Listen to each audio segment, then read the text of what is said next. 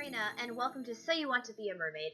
On today's episode, we're going to take a quick look about what should be in your contract or performance rider. When working as a mermaid, you'll want to have some sort of booking agreement for smaller gigs, such as kids' parties. But when you start getting booked for performances, appearances, and tourism-related gigs, it's time to up that to a contract or performance rider. You can find many templates online for free, and also in my third book, The Fishy Business Handbook. You can find it at mermaidrangler.com.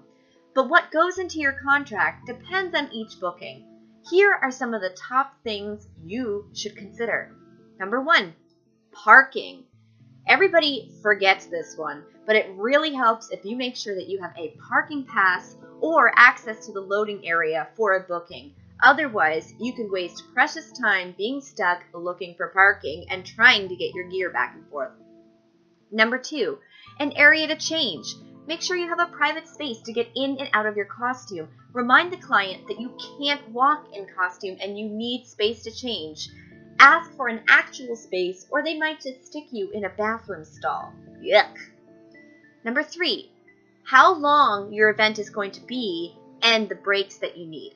Make sure that it's written out how long you're going to be performing, for instance, 4 hours. And tack on your fee if the event runs over. Some events are going to try to get you to stay longer, so you can say something like, and $50 for every half an hour after that. Be sure that you lock in how many breaks you're going to need and for how long. When my team does a 4-hour booking, we take a half an hour break every 2 hours so that everyone can get up, stretch their legs, use the bathroom, get some water, that sort of stuff. Number 4, pay. Sounds obvious, but make sure it's in writing and any outstanding fees that may apply. Number 6, promotion. Write out the promotion and signage that you're expecting from the client, or if you're going to be providing your own, make sure it's written.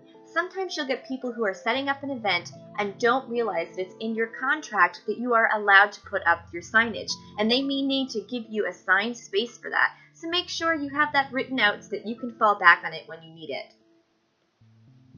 Number 6, a non-compete. This is a little tricky. For a non-compete to be legal in most places, it has to be its own document. This may be something a little more elaborate that you need for a bigger gig. But in an instance like this, you can have a section just stating that you are the only mermaid performers for this event. It sounds kind of obvious, but if you don't get it in writing, sometimes they will let people in who will undercut you or even allow people to show up for free. And then what happens is next year, they don't want to pay anybody again because they've had people show up for free.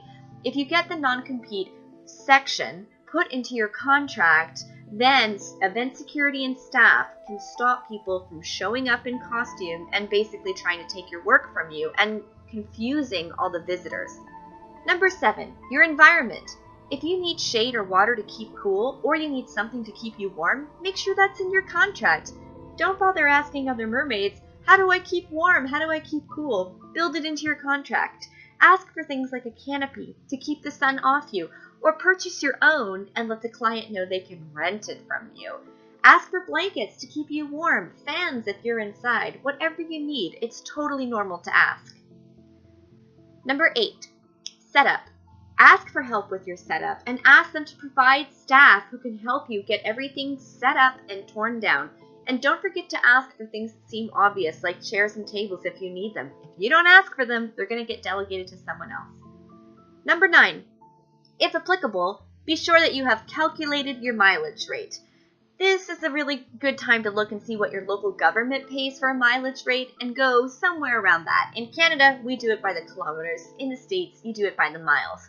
It tends to be a percentage of every dollar that you spend. Usually people don't apply a mileage rate unless they're going to be driving somewhere that is more than an hour, but it's really up to you and whatever is happening in your local industry. Number 10, if you're going to require a meal. This sort of thing works if a client expects you to be at a booking all day. Let's say you're doing a 6-hour gig, an 8-hour gig, you've got lots of breaks, but they should be providing you with a meal. Or if they're getting you to travel and stay overnight and you have accommodations, you should be getting some of your meals. So negotiate that stuff with your client and then don't forget to get it in writing. Everything you negotiate, you should get in writing.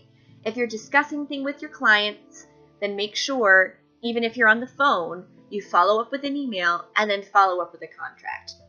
This is just a quick tip video. For a more detailed look at contracts and non-competes and booking agreements, check out my book. Check out my website, mermaidreina.com.